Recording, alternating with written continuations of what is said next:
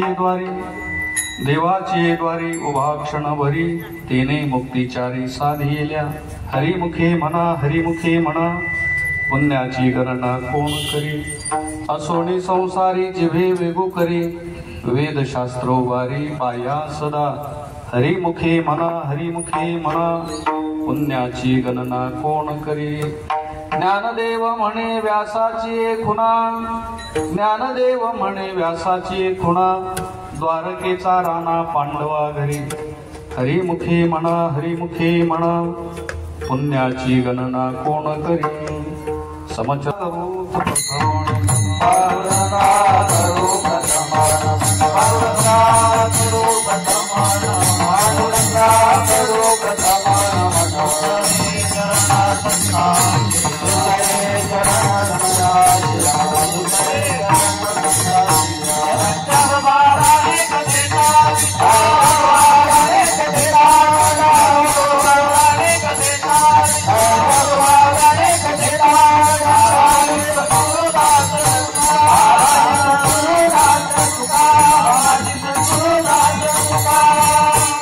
जयांचे केलिया स्मरण होय सकळ विद्यांचे अधिकरण तेच वंदो श्रीचरण श्री गुरूंचे ते नमस्कारो आता जयाची न्यंगवे शब्दसृष्टी आठवे सारस्वतागवे जितेशे वर्णानामृत संगाणाम रसानाम छंदसामपि मंगलानांचे कर्तारो वंदे वाणी विनायकम वंदे बोधमयं नित्यं गुरुं शंकररूपिणा यमाश्रिता शिवप्रोपि चंद्र सर्वत्र वंदते श्री सीताराम गुणग्राम पुण्यारण्य विहारिणो वंदे विशुद्ध विज्ञान कवीश्वर कपीश्वरो अलंकारपुरी रम्य सिंहासनस्थं पदाम्भोज तेजस्कृति प्रदेशं विधीन्द्रादिदेवैः सदा स्तूयमानं समाधिस्थमूर्तिं भजे ज्ञानदेवम् ओम नमो ज्ञानेश्वरा करुणाकरा दयाळा तुमचा अनुग्रह लादलो पावन झालो चराचरी नमो सद्गुरु तुगया ज्ञानदीपा नमो सद्गुरु सच्चिदानंद रूपा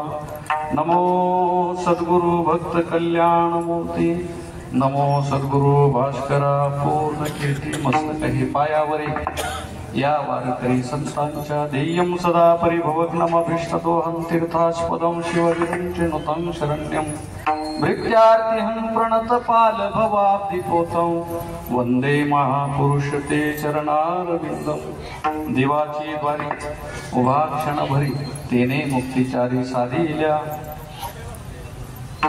अत्यंत पवित्र पावन प्रसादिक आणि मंगलमय असणाऱ्या भगवान हनुमंतरायांच्या या पवित्र मंदिर प्रांगणामध्ये परिसरातील सर्व भाविकजन नगर उपनगर आणि छत्रपती संभाजीनगर या संपूर्ण परिसरातून आलेली आजूबाजूला कीर्त असणारी सर्व भाविकजन उपस्थित माता भगिनी पुरुष बांधव वारकरी वैष्णव आदरणीय हरिभक्तीपरायण सर्व संत मंडळी महाराज मंडळी गुणीजन गायक वादक वृंद सर्वांना अभिवादन करूया। आजच्या या सेवेच्या उपस्थितीमध्ये ज्यांचा योग आहे ते आदरणीय सर्वानंद गिरीजी महाराज सर्जोदास महाराज आश्रम आमचे ज्येष्ठ गुरुबंधू शहरामध्ये खूप चांगली ज्यांची सांप्रदायिक सेवा आहे मृदंगाच्या भजनाच्या माध्यमातून आदरणीय हरिभक्तीपरायण श्री माधव बाबा विनयकरी बाबा आपण सर्व भजनी मंडळी आपणा सर्वांचे सप्ताहाचे आणि परमार्थाचे मार्गदर्शक आमचे गुरुबंधू आदरणीय हरिभक्तीपरायण श्री कृष्णाजी महाराज आरगडे महाराज आमचे दुसरे गुरुबंधू आदरणीय हरिभक्तीपरायण भागवताचार्य श्री नवनाथजी महाराज जाधव महाराज आपण सर्व ज्येष्ठ श्रेष्ठ परमार्थ प्रेमी भाविक सज्जन गुणीजन मंडळी छोटे छोटे बालगोपाळ दोन्ही चोपदार सर्व विद्यार्थी दोन्ही अत्यंत उत्कृष्ट असणारे मृदंगाचार्य अर्थात आमच्या माधवबाबांचे शिष्य नाही का ओंकार आणि दुसरे होईल आदरणीय हरिभक्तीपरायण गणेश महाराज दुसरे आपल्या सर्व गायनाचारी भजनी मंडळी, समोर बसलेले आपण सर्व ज्येष्ठ मंडळी, वयोवृद्ध मंडळी, कीर्तन कथा भाविक प्रेमी मंडळी, दरवर्षाप्रमाणे या पवित्र प्रांगणात सुरू असलेला हा नामसप्ताह, ग्रंथराज ज्ञानेश्वरीचं पारायण. मला वाटतं आपल्या संभाजीनगर शहरामध्ये ज्ञानेश्वरी पारायण आणि कृष्णाजी महाराज आरगडे या गोष्टीचा एक अन्योन्य असा संबंध जुळून आलेला आहे. विचारलं सप्ताहामध्ये काय आहे, ते म्हटलं ज्ञानेश्वरी पारायण आहे. असं ऐकलं तेव्हा लक्षात आलं की मग कृष्णाजी महाराज असतीलच. आणि त्यांच्या साथीला अतिशय आपण सगळे चांगले आहेतच, पण आता आमच्या साथीतून त्यांच्या साथीत आलेले आमचे आदरणीय नवनाथ महाराज, भागवत कथा, रामकथा, उत्कृष्ट असं वारकरी भजन, सुंदर आवाज आणि सगळ्या गोष्टीची या शहरामध्ये या सगळ्या मंडळीमुळे परमार्थाची जी विपुलता आहे, जशी संसारात श्रीमंती असावी लागते तशी परमार्थात सुद्धा श्रीमंती अभिप्रेत आहे. जसं संसारामध्ये सगळ्या वस्तू असल्याशिवाय संसार सुरळीत आहे असं वाटत नाही, तसं परमार्थामध्ये सुद्धा भजन कीर्तना करता या सगळ्या गोष्टी सुरळीत असेल. सप्ताह म्हणजे काय? सप्ताह म्हणजे या अनेक असणाऱ्या विविध भक्ती पंथातल्या धार्मिक गोष्टीचा एकत्रित केलेला समुच्चय म्हणजे सप्ताह. विठ्ठल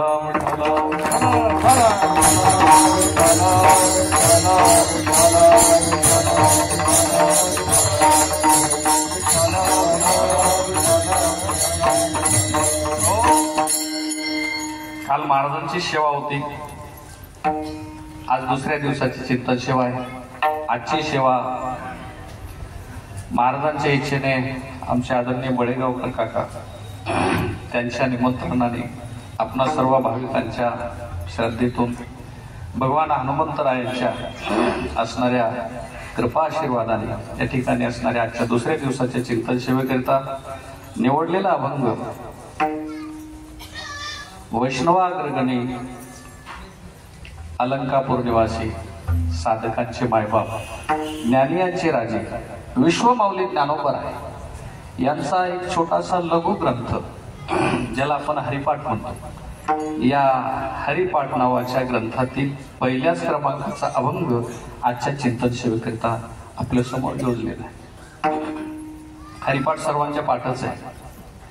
हरिपाठ हे वारकऱ्यांची संध्या आहे आणि सगळ्या ग्रंथाचं पारायण केलं जातं संतांच्या. जसं ज्ञानेश्वरीचं पारायण आहे, गाथेचं पारायण आहे, विविध संतांच्या अभंग गाथेचं पारायण आहे, तसं हरिपाठाचं स्वतंत्र पारायण करण्याची गरजच नाही. हरिपाठ या ग्रंथाचं स्वतंत्र पारायण का नसतं, त्याचं कारण आहे आमचे वारकरी दोन्ही वेळेस ते म्हणतच असतात. आणि 2 वेळा नाही तर मग संध्याकाळी तरी संध्याकाळची संध्या हरिपाठाने होते. आणि जो माणूस रोज हरिपाठ म्हणतो तो वारकरी. अशा वारकरी माणसाची व्याख्या केली तरी वेगळे होणार नाही. आणि म्हणून हरिपाठ हे जे प्रकरण आहे त्याचं नावच आहे पाठ. आणि पाठ शब्दाचा अर्थ होतो जो नित्य नेमाने केला जातो तो. विठ्ठल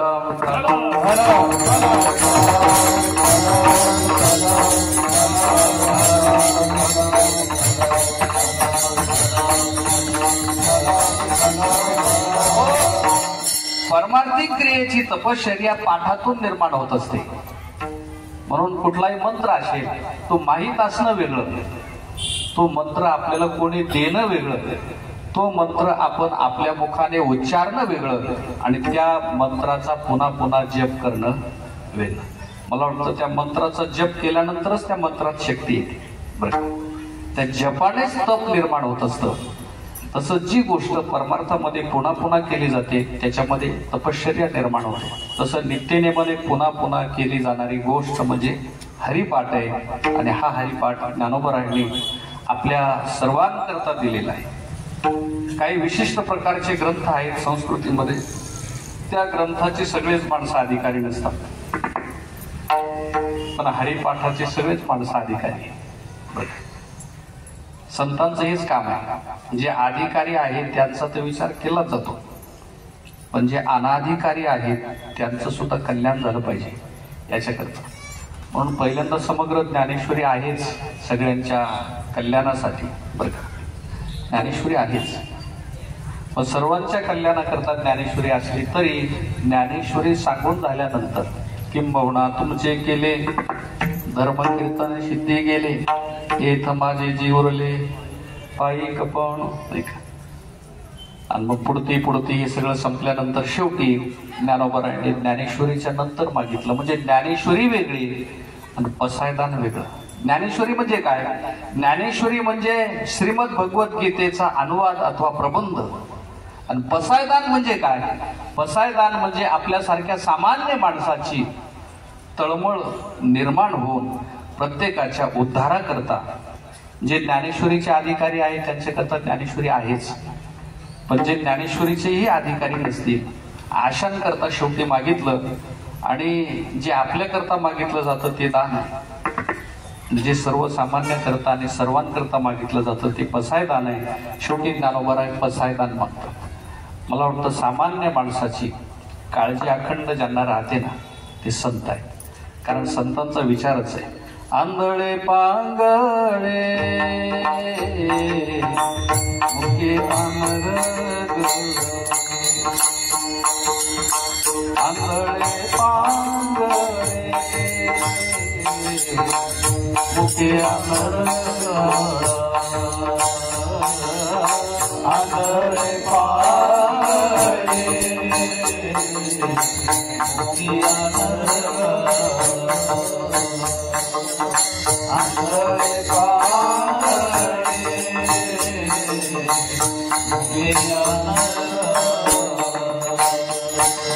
शिवा परिस बाळ पडी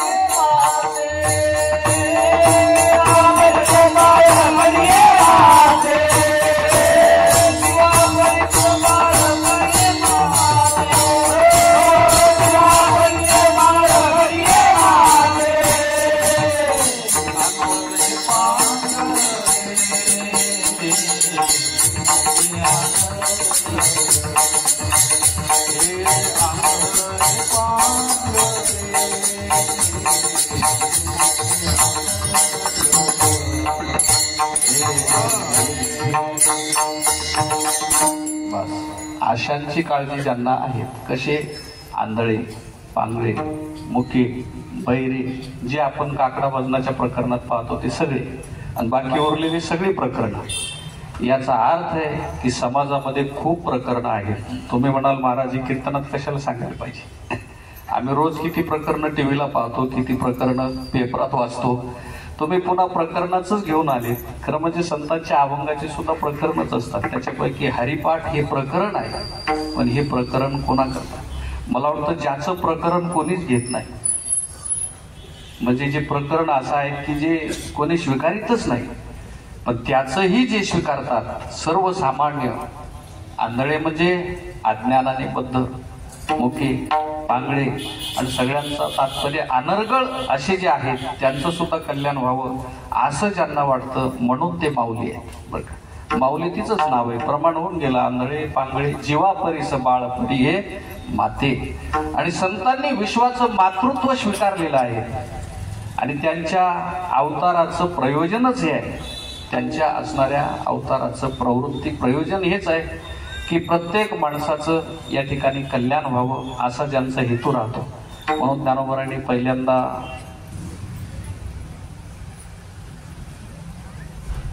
ज्ञानेश्वरीचा प्रबंध दिला. असे पैठणला आले,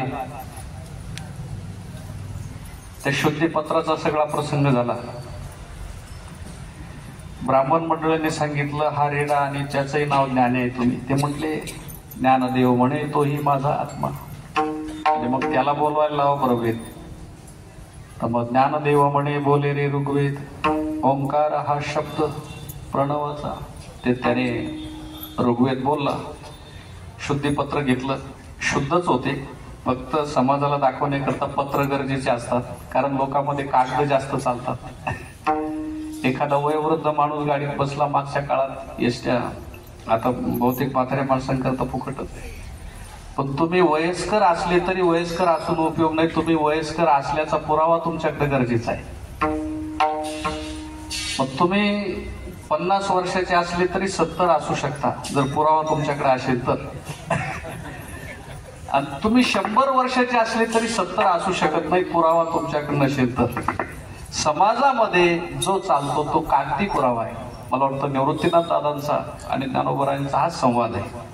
निवृत्तीनाथ म्हटले, ज्ञानोबा लोक म्हणतात तुम्ही तिथं जाऊन शुद्धीपत्र आणा, आणि मग पैठणच्या ब्राह्मण मंडळी 2 ओळी लिहून दिल्या म्हणूनच आपण शुद्ध नाही, तर मग अशुद्ध इतर आहे का? त्यांनी जर 2 ओळी लिहिल्या नाही तर आपण शुद्ध नाही, आणि त्यांनी जर 2 ओळी लिहून दिल्या तर आपण शुद्ध आहे. म्हणजे 2 ओळी आपल्याला शुद्ध करतात का? माऊली म्हटले, दादा तुमचं बरोबर आहे, तुमचं नावच निवृत्ती आहे, तुम्ही जी भाषा बोलतात ही निवृत्तीतली आहे, पण समाजामध्ये जी रीत आहे ती प्रवृत्तीतली आहे. अलौकिकही न व्हावे लोकांप्रती. माऊली म्हणतात लोकांमध्ये अलौकिक भाषा चालत नाही, अलौकिक व्यवहार चालत नाही, लौकिक झालं पाहिजे. आणि मग लौकिक भाग म्हणून ते सगळा प्रसंग आहे. म्हणून आमचे ज्येष्ठ मंडळी नेहमी सांगत असतात संप्रदायातले की संतांची विशेषता त्यांनी केलेले चमत्कार नाही, चमत्कार हे लौकिकातल्या लोकांना जाणीव करून देण्याकरता आहे. कारण लौकिकातले लोक चमत्काराशिवाय नमस्कार करीत नाही. म्हणून चमत्कार हा संतांनी नाविलाजाने केलेला प्रयोग आहे, नाविलाजाने केलेला प्रयोग आहे. वास्तविक चमत्कार करणं हे संतांचं काम नाही. आणि ते जर त्यांचं काम असतं तर गारुड्याच्या खेळासारखे रोजच ते करीत बसले असते आणि रोजच चमत्कार सांगत बसले असते का? त्यांच्या जीवनामध्ये या घटना एकदाच घडल्या, पुन्हा पुन्हा त्यांनी त्या केल्या नाहीत. विठ्ठला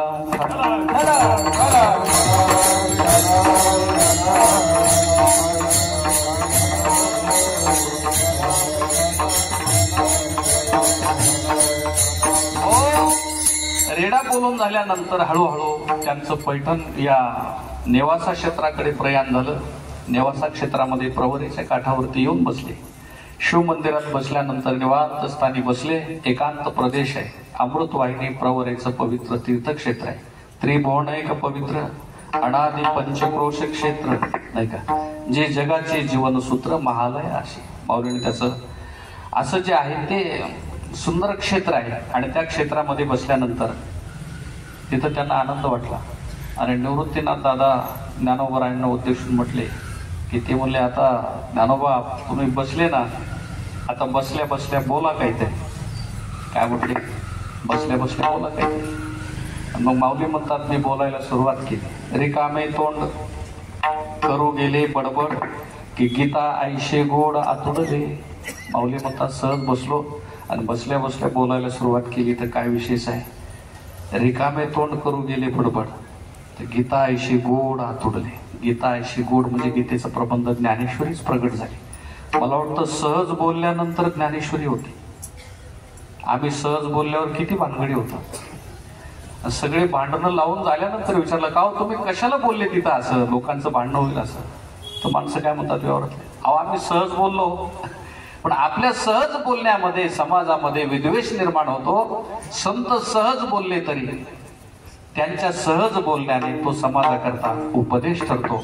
सहज सहज बोलाने उपदेश करोनी माया.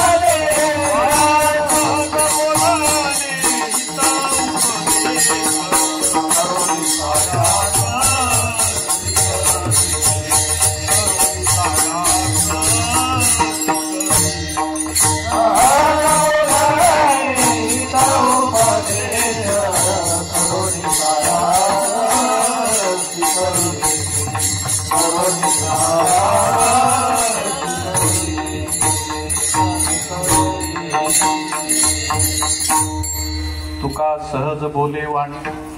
किती मोठा अधिकार आहे संतांचा. ते सहज बोलले तरी शास्त्र निर्माण होतात. ज्ञानोबराय बोलले ज्ञानेश्वरी सगळ्या जगाकरता निर्माण. पण संतांचं सहज बोललेलं सुद्धा आपल्याला प्रयत्न करूनही पेल होत नाही. त्या ज्ञानेश्वरीचा विचार केला तर माऊली सहज बोलले, निवृत्तीनाथांना आनंद झाला.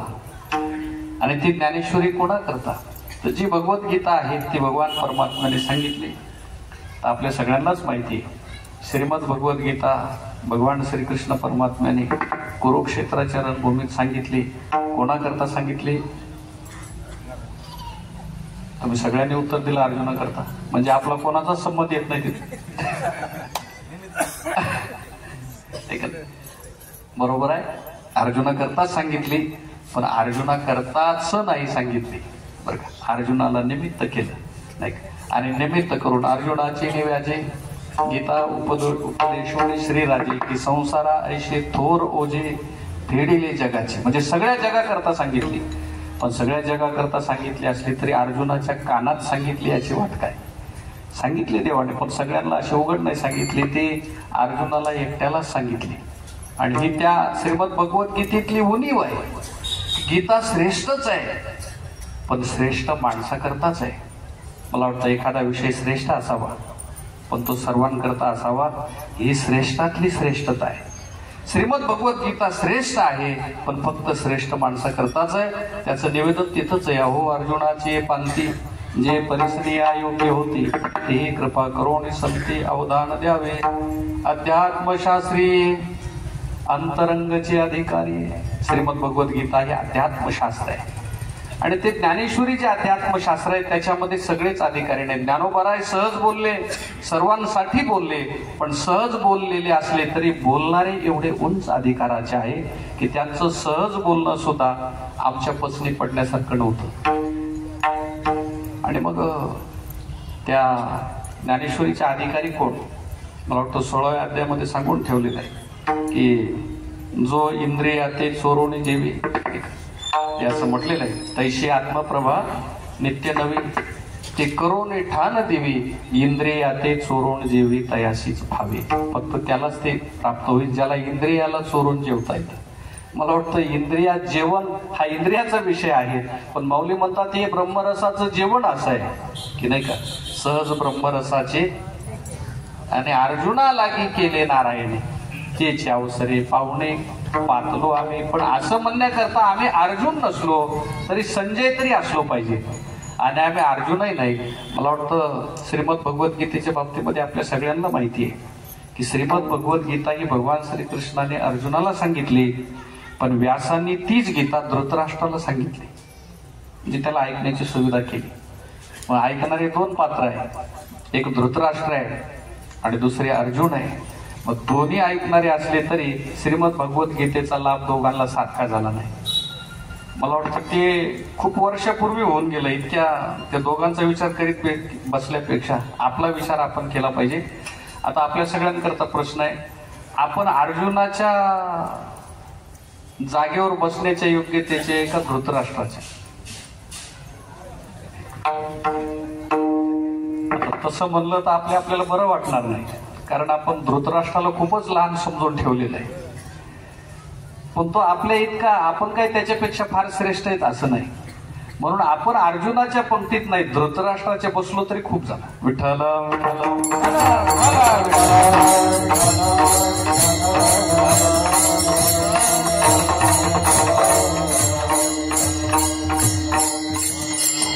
आणि मग ते म्हणजे भगवान श्रीकृष्ण परमात्म्याने ती अर्जुनाकरता सांगितली. श्लोक अक्षर द्राक्षलता त्या गीतेची महिमा वर्णन केली. तशी ज्ञानेश्वरी आहे नाही का. आणि त्या ज्ञानेश्वरीने सगळ्या विश्वाचं कल्याण होईल एवढं सामर्थ्य ज्ञानेश्वरीमध्ये. संपूर्ण ज्ञानेश्वरी विश्वाच्या कल्याणाकरता आवश्यक आहे का त्याच्यातल्या एखाद्या ओवीने सुद्धा कल्याण होऊ शकतं? नामदेवरायांचं स्पष्ट मत आहे.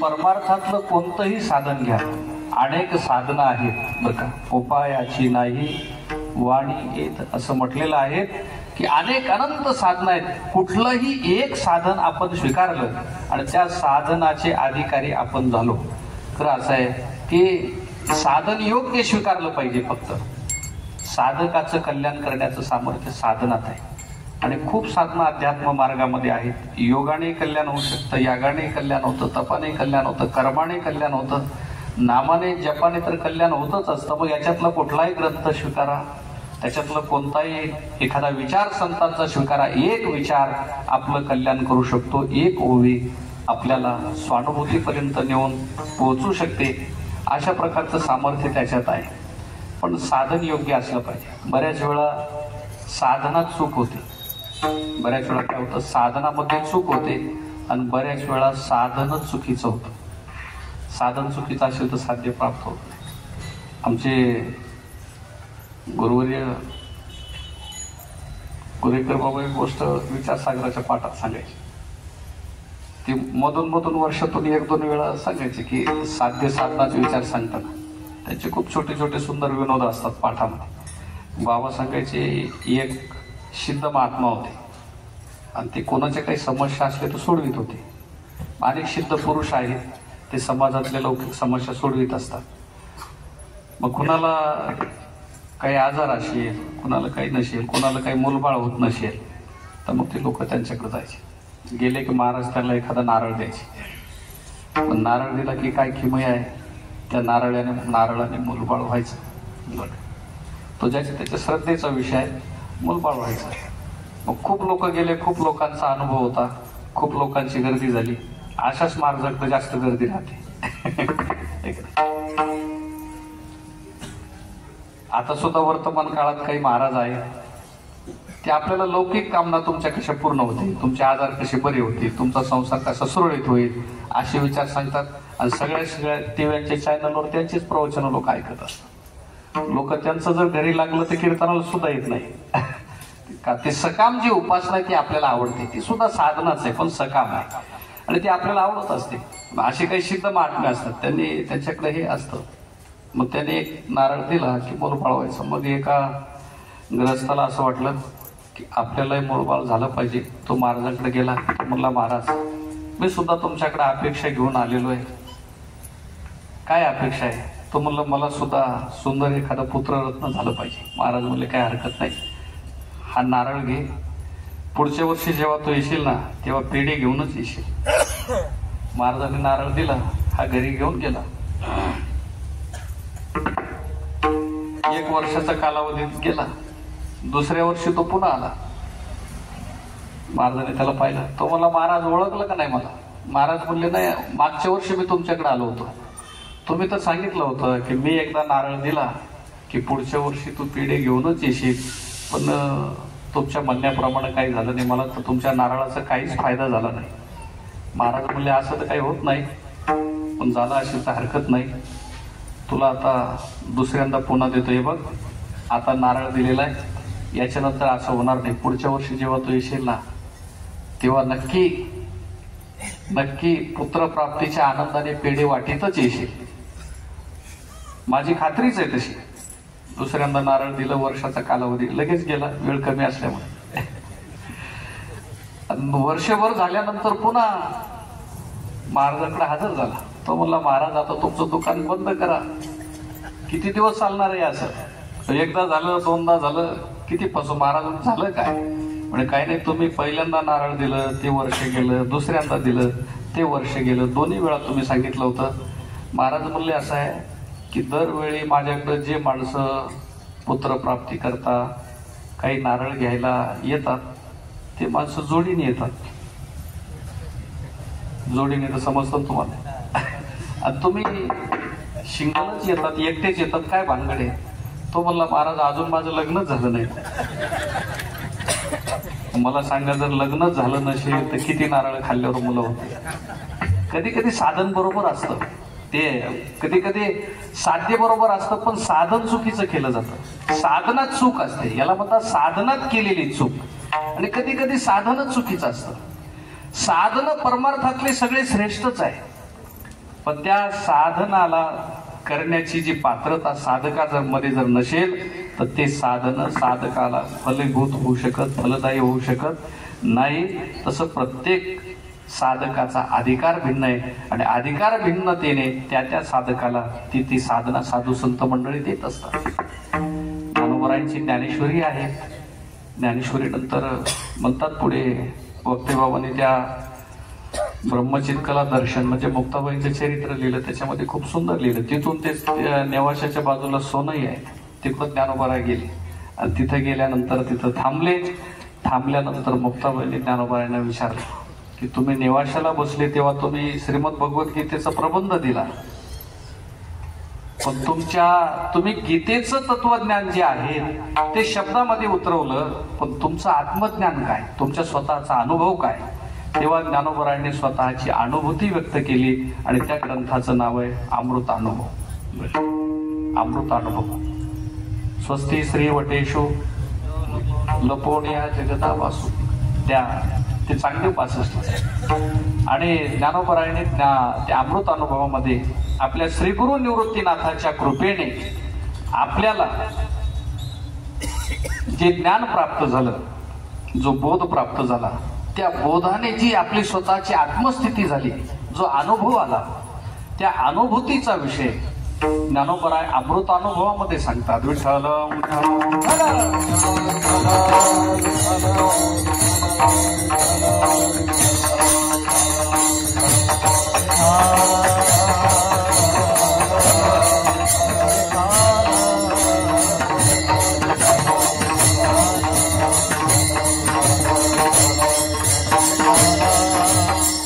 यदक्षरं मणख्येयं मानंदमज केवलम श्रीमन्निवृत्तीनाथीति ख्यातम दैवतमिति माश्रये. ज्ञानोबरायांनी अमृतानुभव दिला. मला वाटतं तो मुक्ताबाईच्या सांगण्यावरून ज्ञानोबराई व्यक्त करत होते, सांगत होते, पण ज्यांच्या समोर सांगत होत्या ना त्या मुक्ताबाई होत्या. मला वाटतं तो अमृत अनुभवाचा जर ज्ञानेश्वरीचेच आम्ही अधिकारी नाही तर तेवढ्या मोठ्या अनुभवाचे आपण अधिकारी कसे होऊ शकतो? मग त्याचे आपण अधिकारी नाही. शेवटी ज्ञानोबरायांचा अजून एक ग्रंथ आहे, त्याचं नाव आहे चांगदेव 65. पण ती 65 सुद्धा ज्यांना दिली त्यांनी 14 वेळा काळाला परत पाठवलेलं होतं, नाही का? 1400 वर्षाचे तप्त ते रहिवासी तापी तीरावर राहणारे महायोगीराज चांगदेव महाराज, त्याचा एवढा मोठा अधिकार आहे. मग त्याच्यामुळे जो योगी महापुरुषांकरता दिलेला ग्रंथ आहे तो सामान्य भोगी माणसाच्या काय पल्ले पडणार आहे? तर त्याच्यातही आपली गती होत नाही, अर्थात प्रवेश होत नाही. ज्ञानेश्वरीतही आपण त्या अधिकाराचे नाही, अमृत अनुभवाचे अधिकारी आपण नाहीच नाही. मग आपल्या कल्याणाकरताही काहीच नाही का? तर ज्ञानोबराय म्हणतात नाही. जे या सगळ्या ग्रंथाचे अधिकारी नसून सामान्य अनाधिकारी माणसं आहे त्यांच्याकरता सुद्धा मी काहीतरी दिलं पाहिजे. आणि असं जेव्हा माऊलींच्या ध्यानात आलं तेव्हा ज्ञानोबरायांनी एक छोटासा लघु ग्रंथ निर्माण केला. 27 अभंगाचं जे प्रकरण आहे त्याचं नाव आहे हरिपाठ. आणि त्या हरिपाठातला पहिला अभंग आणि पहिल्या अभंगामध्ये ज्ञानोबराय सांगतात, देवाची द्वारी उभा क्षणवरी, देवाची द्वारी उभा क्षणवरी, देवाची द्वारी उभा क्षणवरी, देवाची द्वारी उभा क्षणवरी, देवाची द्वारी उभा क्षणवरी, देवाची द्वारी उभा क्षणवरी, देवाची द्वारी उभा क्षणवरी, देवाची द्वारी उभा क्षणवरी, तेने मुक्ती तारी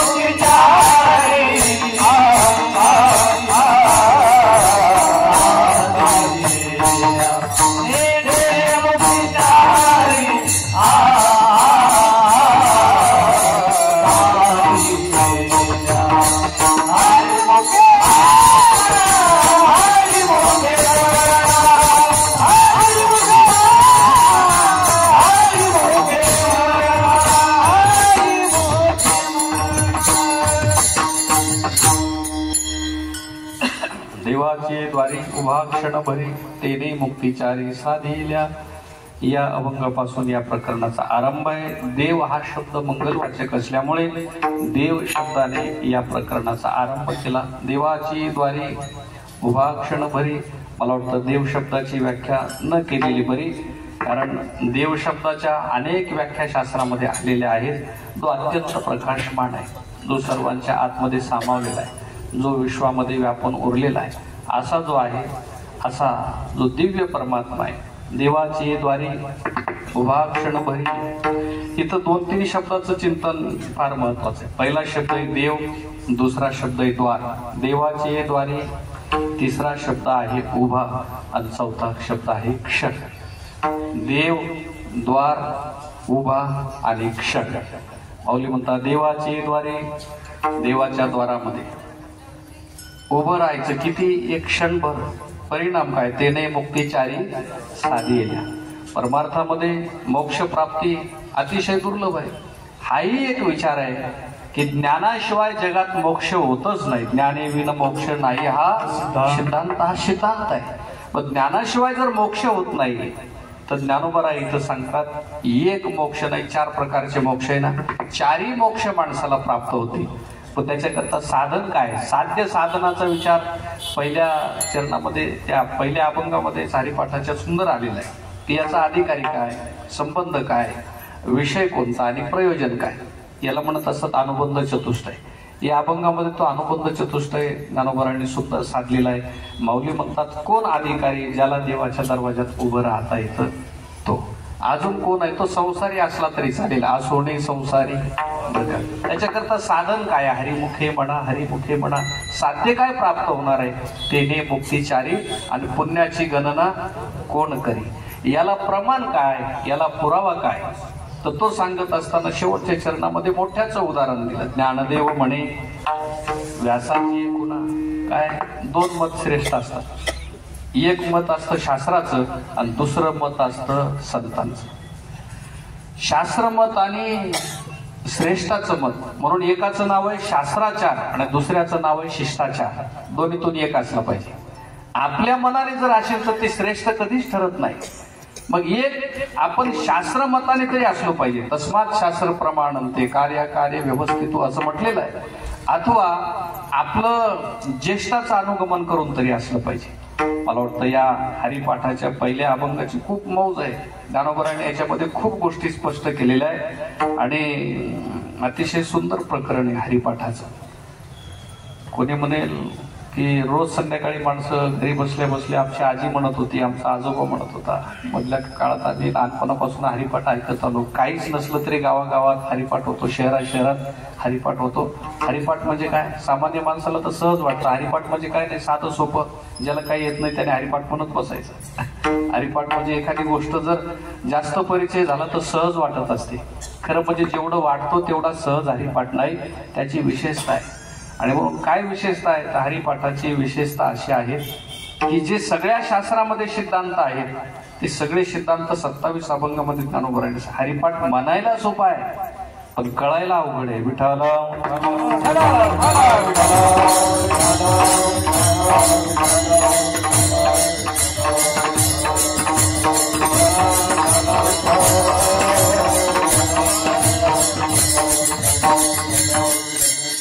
अशा या हरिपाठामध्ये म्हणजे सामान्य जरी वाटत असलं तरी काही माणसं म्हणतील महाराज अलीकडचे नवीन जे तरुण शिकलेले मुलं असतील, लोक असतील, त्यांना हरिपाठ म्हणल्यावर तर ते त्यांना असं वाटतं की म्हाताऱ्या माणसाला बसल्या बसल्या म्हणण्याचं काहीतरी साधन। ते त्या हरिपाठाकडे डुंकून पाहायला तयार नाही। ते म्हणतात काय बाबा हरिपाठ घेऊन बसले, लोक आता कुठं निघाले, ऐकलं विज्ञान कुठं पोहोचलं, माणसं चंद्रापर्यंत गेले, तुम्ही किती दिवस हरिपाठ म्हणत बसणार आहे? तोच तुमचा काकडा, तोच तुमचा हरिपाठ। म्हणून माणसाला कधी कधी वाटत असतं की ही जी साधनं आहेत पण ही प्राचीन असली तरी, जुने असले तरी नित्य नूतन साधनं आहेत। आणि म्हणून माणसाला ते जुने होत नाही, याचं कारण आहे कुठली गोष्ट कालबाह्य होते। बघा तुम्ही शिक्षण व्यवस्थेमध्ये पाठ्यपुस्तकाचं जे एक मोठं मंडळच असतं प्रत्येक राज्याचं, त्या मंडळाचं एकच काम असतं 10 वर्षानंतर जुने जे पाठ झालेले ते काढायचे आणि त्याच्यामध्ये नवीन धडे घालायचे। जुने पाठ काढायचे, नवीन घालायचे. गणिताच्या पद्धती बदलतात, उजळणीच्या पद्धती बदलतात, बाराखडीच्या पद्धती बदलतात, सगळ्या गोष्टीच्या पद्धती बदलतात. शिक्षण यंत्रणेमध्ये दर 10 वर्षाला हळूहळू बदल केला जातो. मला वाटतं कालानुरूप बऱ्याच गोष्टी बदलाव्या लागतात. बोली भाषा बदलत असते. अजून सांगू का, एखाद्या देशाचं संविधान असलं तरी सुद्धा वेळ प्रसंगी त्या संविधानातली कलम सुद्धा बदलत असतात. बदलत नसले तर बदलावे लागतात. समाज व्यवस्थेकरता जुन्या झालेल्या ज्या गोष्टी आहेत त्या बदलून नव्या कराव्या लागतात. कारण समाजामध्ये अडचणी निर्माण होऊ नये म्हणून असं करावं लागतं. मग हे होत असताना तुम्ही म्हणाल मग एवढे दिवस झाले, 700 वर्ष कधीच होऊन गेले, अजून हरिपाठात काही थोडाफार बदल, ज्ञानेश्वरीचा थोडाफार काही बदल, उलट नाथ महाराजांनी लिहून ठेवलं बरं का. ते म्हणतात ज्ञानेश्वरी पाठी ओवी करील मराठी, तेने अमृताची ताटी जाण नरोटी ठेविली. अमृताचं ताट आणि त्याच्यात नरोटी म्हणजे असं होईल. त्याच्यामुळे त्याच्यात बदल करण्याचा अधिकार अजिबात आपल्याला दिलेला नाही. मग बाकीचं सगळं बदलतं, मग संतांची प्रकरणं का बदलत नाही, हरिपाठात बदल का नाही? याचं उत्तर आहे, हरिपाठ जो निर्माण झालेला आहे तो लौकिक बुद्धीतून निर्माण झाला नाही, मानवी कल्पनेतून निर्माण झालेलं ते काव्य नाही. मग हरिपाठ कशातून निर्माण झालेला आहे? हरिपाठ निर्माण होण्याच्या पाठीमाग अनुग्रह आहे बरं का. ज्ञानोबा सांगतात, आम्ही हे जे सांगतो ना हे आम्ही आमच्या मनाने सांगत नाही. ज्ञानदेव पुषे निवृत्तीशी चाड, गगनाहुनी वाढ नाम आहे एवं गुरुक्रमे लादले. आम्हाला जे प्राप्त झालेलं आहे ते श्री गुरुच्या कृपेने प्राप्त झालेलं आहे. आणि परंपरेने जो बोध आलेला आहे तो बोध जुना कधीच होत नसतो. म्हणून पहा तुम्ही, नवीन माणसं येत असतात, पण माणसं नवीन येत असले तरी अध्यात्मातले विचार जे प्राचीन कालापासून आले तेच आहे. जर माणूस, आता आपल्याला जर ज्ञानेश्वरीचं पारायण करायचं आहे आपण करत राहतो. मला सांगा, नवीन लोकांनी पुस्तकं ग्रंथ लिहिले नाही का? खूप लिहिले. इथं बसलेला एखादा माणूस असंही म्हणेल की मग आता ज्ञानेश्वरीचंच पारायण कुठपर्यंत करायचं, एखाद्या नवीन ग्रंथाचं करूया. माणसाला नवीन करण्याची अपेक्षा राहते. पण जरी अपेक्षा असली तरी पारायणच जर करायचं असेल तर आपल्याला ज्ञानेश्वरीचंच करावं लागेल. आणि ज्ञानेश्वरीचं करायचं नसेल तर गाठ्याचं करावं लागेल. तुकोबरायांच्या गाठ्याचं करायचं नसेल तर माऊलींच्या, नाथांच्या, नामदेवरायांच्या गाथेचं करावं लागेल. त्याच्यापेक्षा दुसरं आपल्याला करता येणार नाही का? हे गुरु कृपेने प्राप्त झालेलं आहे याच्यामध्ये. म्हणून अनुग्रहातून आलेलं जे ज्ञान आहे ते कालबाह्य कधी होत नसतं येत. दुसरी गोष्ट आहे, त्याच्या पाठीमागं अनुष्ठान आहे. अनुग्रहाने एखादी गोष्ट प्राप्त झाली पाहिजे आणि प्राप्त झालेली गोष्ट अनुष्ठानाने जपली पाहिजे. अनुष्ठान आहे. आणि त्याच्यामध्ये तिसरी गोष्ट शेवटी प्राप्त होते, त्याचं नाव अनुभव आहे. अनुग्रह असावा, अनुग्रहानंतर अनुष्ठान असावं, आणि अनुष्ठानाने अनुग्रहाने त्याच्यातून जे प्राप्त होतं तो अनुभव आहे. आणि त्या अनुभवाची अभिव्यक्ती म्हणजे संतांचे अभंग आहे. आणि जेव्हा अनुभवाची अभिव्यक्ती असते ती कालबाह्य कधीच होत नसते. म्हणून हरिपाठ हे काय प्रकरण आहे? हे ज्ञानोबरायांच्या अध्यात्मातील अनुभवाची भक्तीची अभिव्यक्ती म्हणजे हरिपाठ आहे. विठ्ठल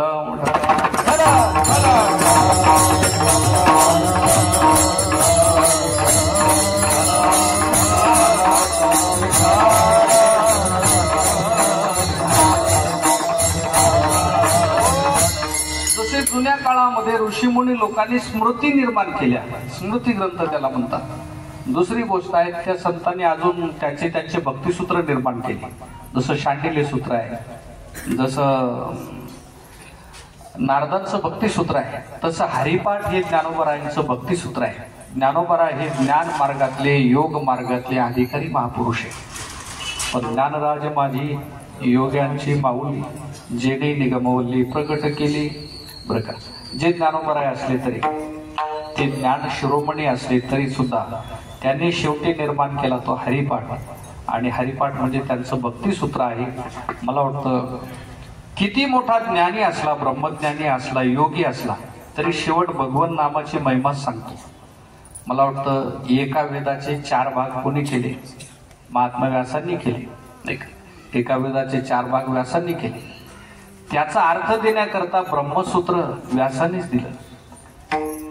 पुन्हा त्याला सारगर्भित वेगवेगळ्यापणाने ते समाजाला कळावा त्याच्यावर उपनिषद कोणी लिहिले? व्यासानेच दिले. आणि तो वेद वाचण्याचा अधिकार सगळ्यांना नसल्यामुळे आणि ब्रह्मसूत्राच्या मननाचे चिंतनाचे अधिकारी सगळे लोक नसल्यामुळे त्याला सोप्या भाषेत कळावं याच्याकरता गोष्टी रूपाने महाभारत निर्माण केलं 1.25 लाख श्लोकाचं. ते सुद्धा व्यासानेच केलं. अजून किती स्मृत्या केल्या त्या व्यासानेच केल्या. 18 पुराण लिहिले. याच्यानंतर ते कोणी लिहिले? व्यासानेच लिहिले. पण सगळं लिहून झालं शेवटी श्रीमद भागवत महापुराण आहे. आणि भागवत महापुराणाच्या 18,000 श्लोक आहे. आणि 18,000 श्लोकाच्या त्या पुराणातला शेवटचा श्लोक आहे. म्हणजे मला वाटतं व्यासांचा अवतार म्हणजे वाङ्मय अवतार आहे. आणि वाङ्मय अवतार असणाऱ्या व्यासांनी संपूर्ण ग्रंथ संपदा निर्माण केली. त्याच्यातला शेवटचा ग्रंथ श्रीमद भागवत वयोवृद्ध अवस्थेमध्ये परिपक्व दशेत अतिशय अनुभवाने ज्या भक्तिपरक ग्रंथाची अभिव्यक्ती केली ते श्रीमद भागवत आहे. आणि ते भागवत सांगून झाल्यावर शेवटचा श्लोक त्याच्यानंतर व्यासांनी वाङ्मय केलं नाही. त्यांच्या वाणीतला शेवटचा श्लोक आहे. मग आता सगळ्या लोकांना वाटलं व्यास शेवटचा श्लोक काय सांगतील, शेवट सारभूत काय सांगणार आहे समारोप करताना. तर व्यासाने आपल्या संपूर्ण वाङ्मयाचा तत्वज्ञानाचा वेदशास्त्राचा समारोप करताना असाच केला. नाम संकीर्तनम यश सर्व पाप प्रणाशनम प्रणामो दुःख शमनः तम नमामि हरिं परम. जगातील सर्व पापाचं क्षालन करण्याचं सामर्थ्य ज्या भगवंताच्या नावामध्ये आहे त्या भगवान परमात्म्याला मी काय करतो? नमस्कार करतो. अर्थात व्यासांना हे सांगावं लागलं की जगामध्ये पाप घालवणारं प्रभावी साधन जर काय असेल तर भगवान परमात्म्याचं नाव आहे. म्हणजे एवढं तत्वज्ञान वेदापासून तर पुराणापर्यंत ज्यांनी सांगितलं त्यांनी जाता जाता शेवटी सोपं गणित आपल्याला हेच दिलं की सगळे पाप घालून तुम्हाला पुण्यवान व्हायचं असेल तर काय केलं पाहिजे? हरिमुखे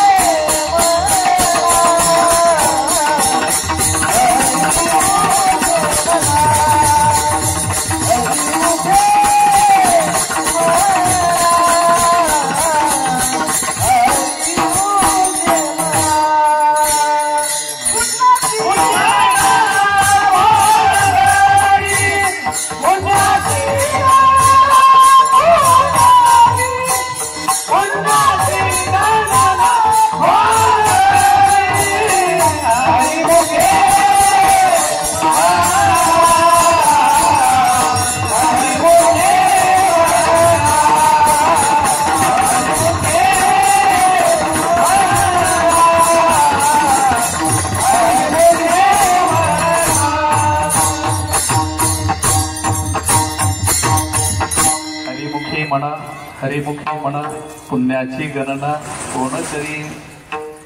आपल्याला आता थोडस पहिल्या चरणात होतो आपण लगेच दुसऱ्या चरणात आलो.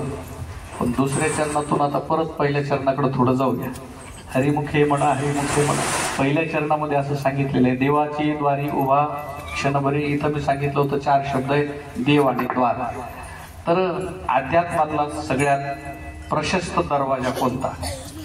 एखाद्या दालनाला, प्रसादाला, एखाद्या हॉलला अनेक दरवाजे असतात बरं, आणि ते लावायचे उघडायचे असतात. अनेक दरवाजे असतात.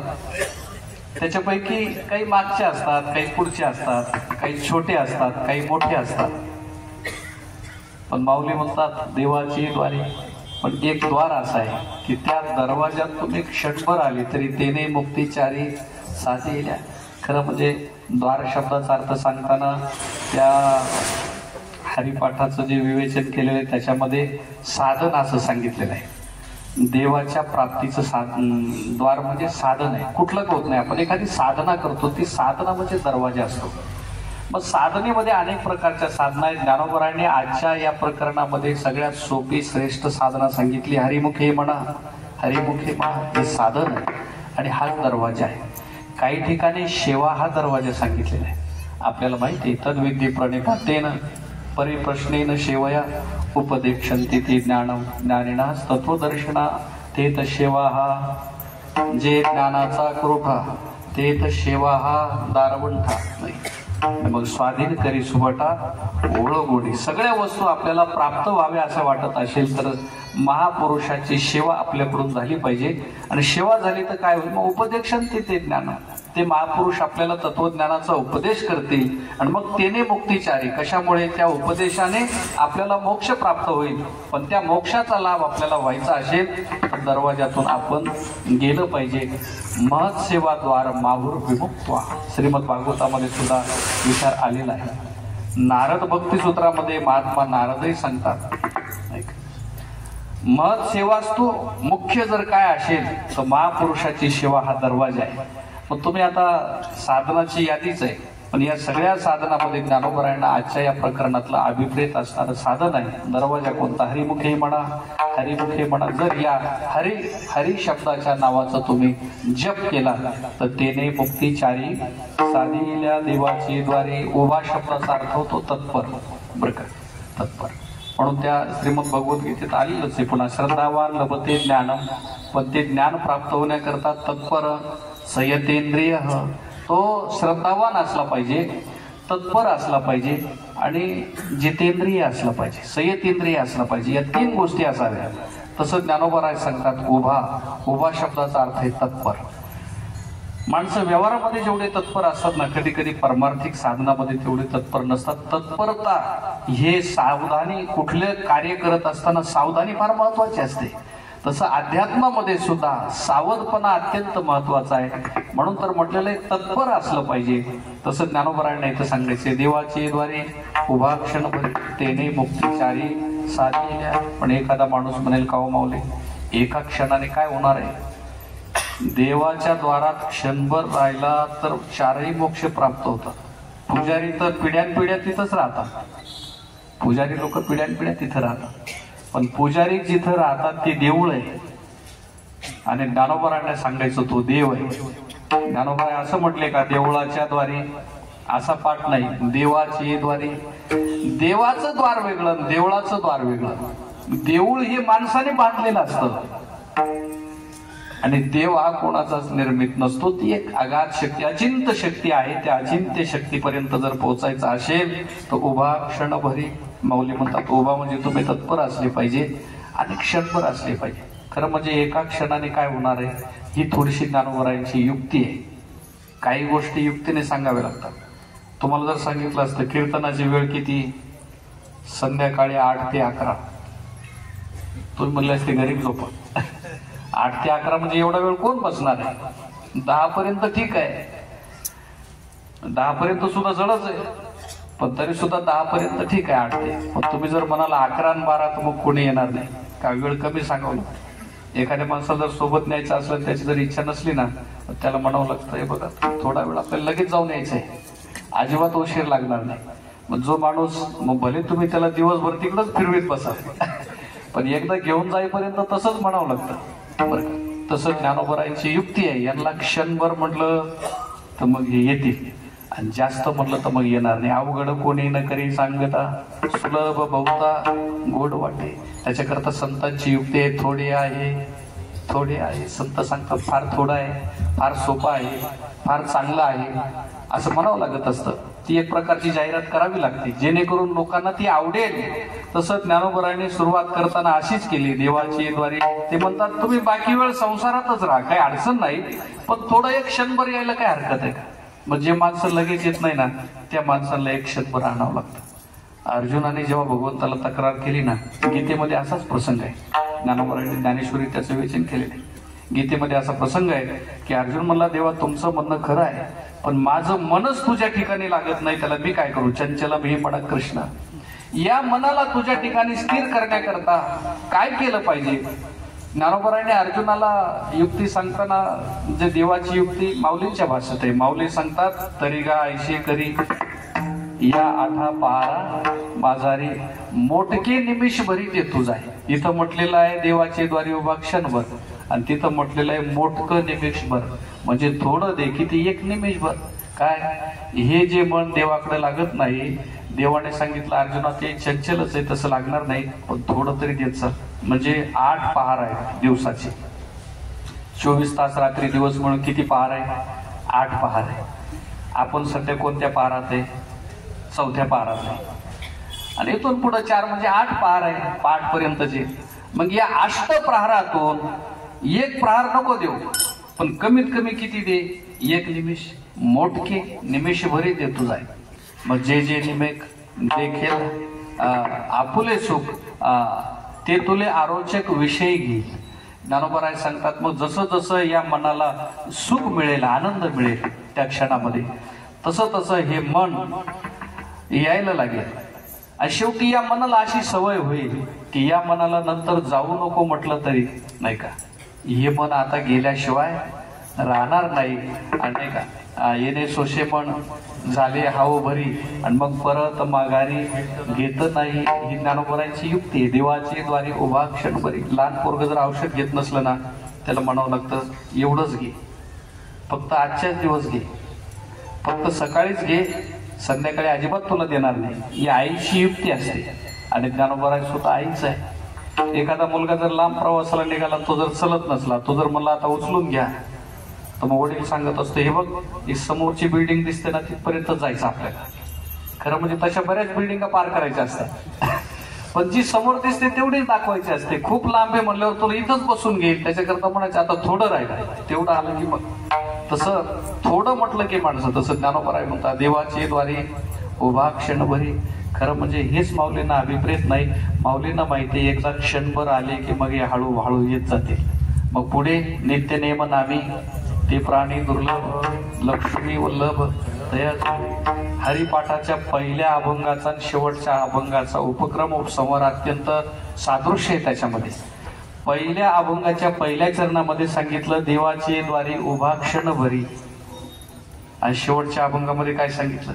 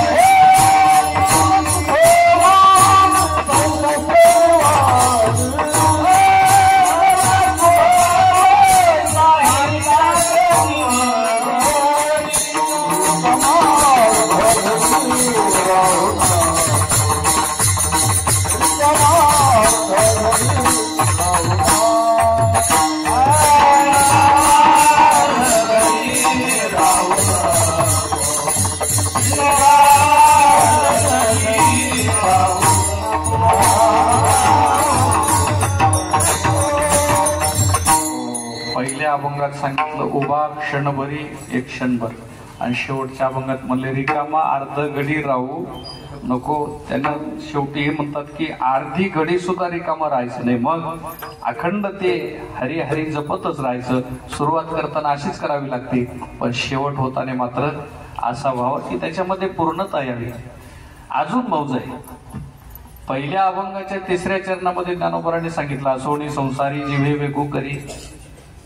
ते म्हणतात असू द्या ना, संसारी असले तर काही हरकत नाही, तुम्ही संसारात राहा, संसार करा, संसारामध्ये राहून तुम्ही एक क्षणभर फक्त त्या हरीचं नामचिंतन करा. पण शेवटच्या अभंगामध्ये सांगतात लटिका व्यवहार सर्व हा संसार वाया इरजार हरी विण. पहिल्यात म्हणले क्षणभर आणि शेवटचं म्हणतात रिकामा अर्धगडी राहू नको.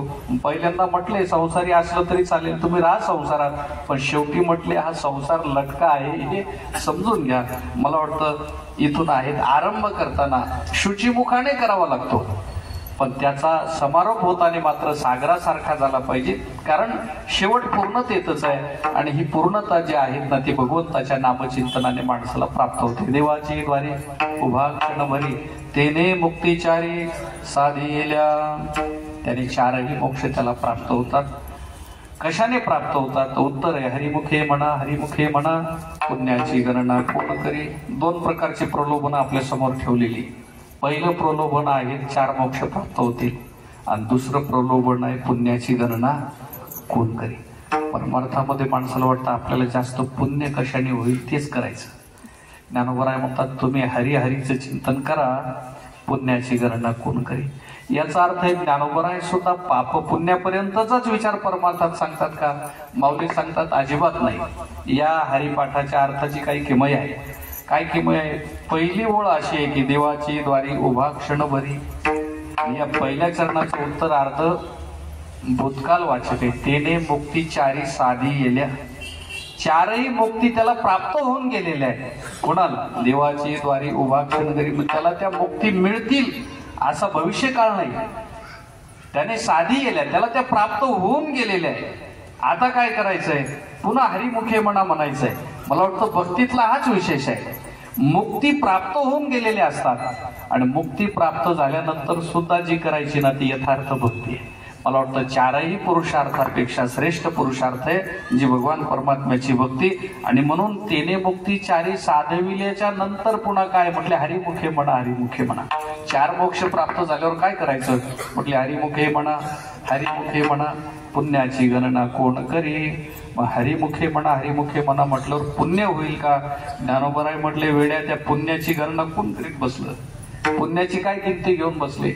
पुण्याची गणना कोण करी. इथं पुण्याचा उपहास आहे. खरं म्हणजे असा आहे, पाप पुण्याच्या अलीकडे जो परमार्थ असतो तो आपला आहे. पाप पुण्याच्या अलीकडे जो व्यवहार आहे तो आपला सामान्य माणसाचा आहे, आणि पाप पुण्याच्या पलीकडे जो परमार्थ आहे तो साधू संतांचा आहे. लागो निधी पाप पुण्यांका सुख दुःखा चाड नाही पुण्य पापा.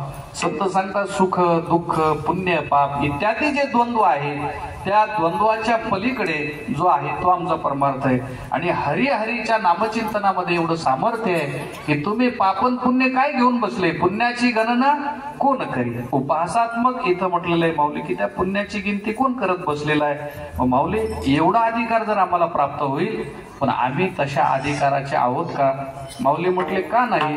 त्याचं कारण आहे आम्ही संसारी माणसं आहे. माऊली म्हणतात असू द्या, तुम्ही संसारी असले तर काय बिघडतं? संसारी असले तरी तुम्ही या साधनाचे अधिकारी आहे. म्हणून 3ऱ्या चरणात सुद्धा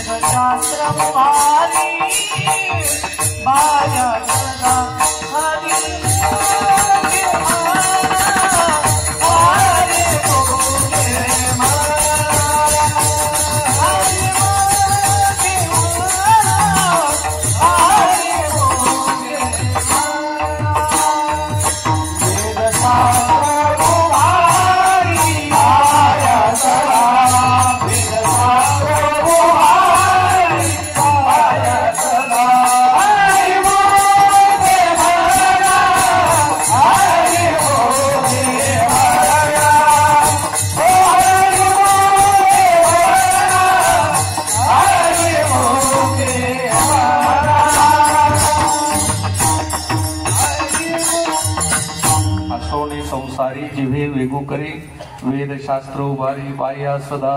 माऊली म्हणतात मी संसारी असले तरी असो नाही संसारी जिव्हे वेगू करी. फक्त काय करा माऊली म्हणतात असं आहे सगळ्या संसारातले काम करताना सर्व इंद्रियाचा उपयोग तुम्ही करत असाल पण तोंडात तुमची जीभ तर मोकळीच आहे ना. का जिभेने काही काम करतो आपण बाकीचं जीभ बाकी हात पाय काम करत असताना जीवा मोकळीचे मग काय करा ते जिभेने तुम्ही भगवंताचं नामचिंतन करा.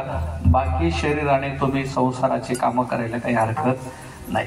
म्हणून नाम हे साधन असं आहे की हे साधन करत असताना बाकी कुठल्याच अडचणी याला नसतात.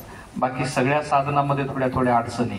काही साधनामध्ये अधिकाराची अडचण आहे, काही साधनामध्ये देशकालाची अडचण आहे, काही साधनामध्ये जाती धर्माची अडचण आहे, काही साधनामध्ये शुची अशुचीचा विचार आलेला आहे.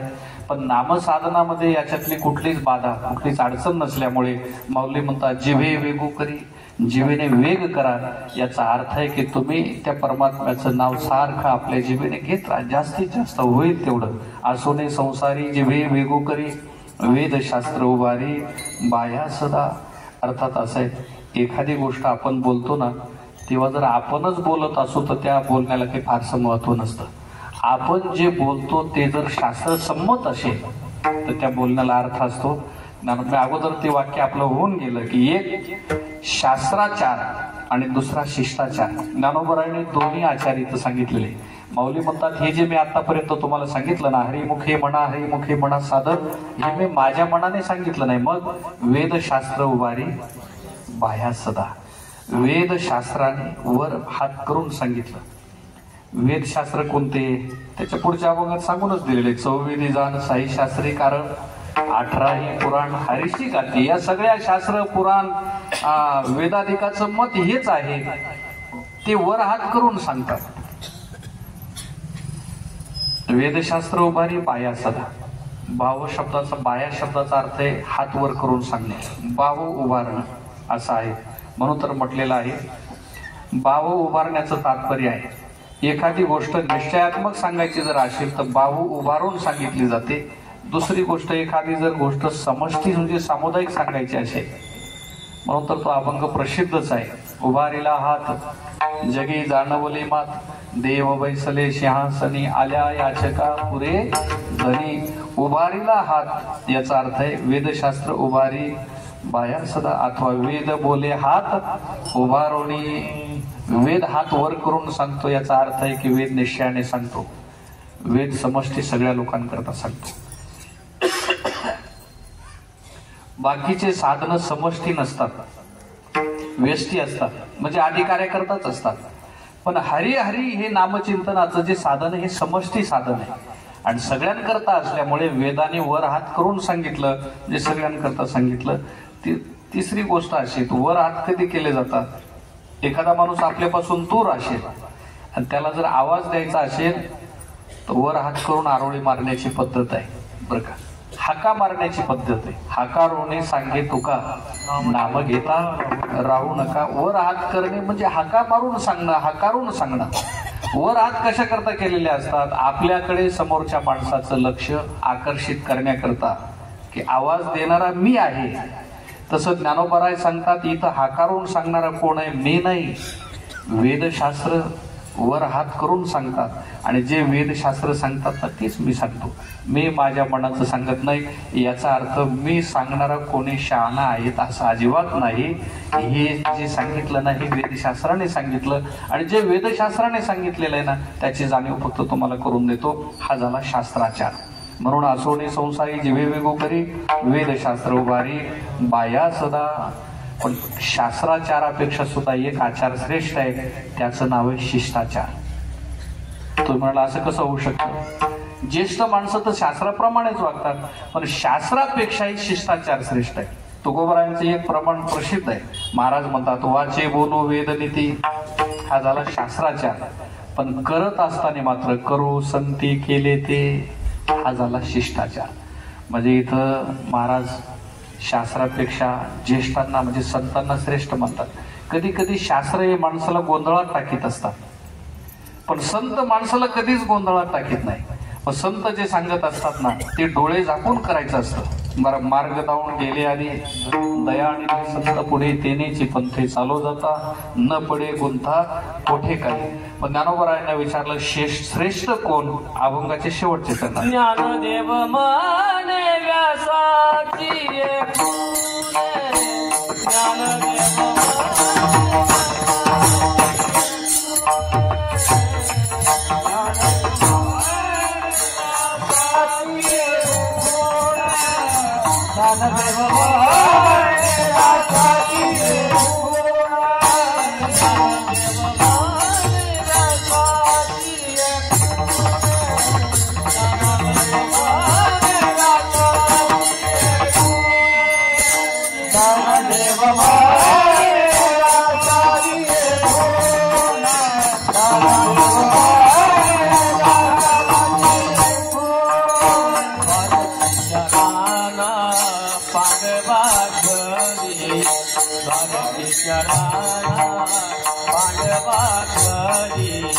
हरि मुखे माना, हरि मुखे माना, हरि मुखे माना,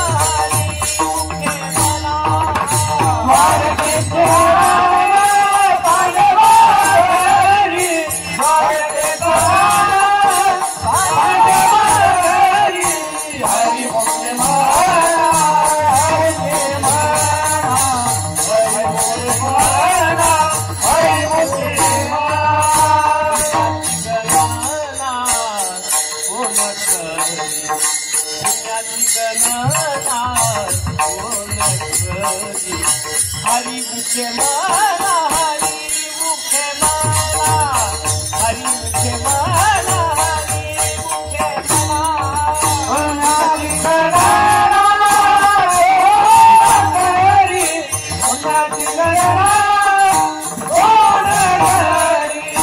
हरि मुखे माना, हरि मुखे माना, हरि मुखे माना, हरि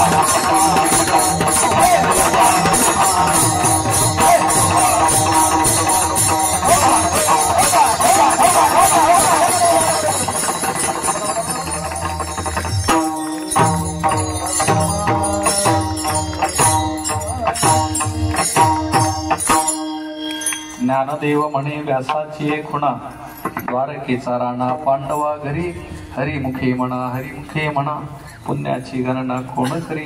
माऊली सांगतात, शास्त्रही असं सांगतात आणि पाठीमागचे सगळे पौराणिक अनुभव सुद्धा असेच आहे. ज्ञानदेव म्हणे व्यासाची खुणा. मी जे सांगतो ना, ज्ञानेश्वरीमध्ये सुद्धा ज्ञानोबराय सांगतात, मी जे सांगतो ते मी तसं सांगतच नाही, भाष्यकारा ते वाट पुसतो, नाही का, असं म्हटलेलं आहे. तसं इथं म्हणतात ज्ञानदेव म्हणे पण व्यासाची खुणी. व्यासांच्या सांगण्यावरून, म्हणून व्यासांचा मागोवा घेतो ज्ञानेश्वरीमध्ये आलेला आहे. आणि हरिपाठामध्ये आलेलं आहे ज्ञानदेव म्हणे पण व्यासांची एक खुणी, अथवा व्यासाची खुणा त्यांच्या पाऊल खुणावरून चालून. द्वारकेचा राणा पांडवा घरी.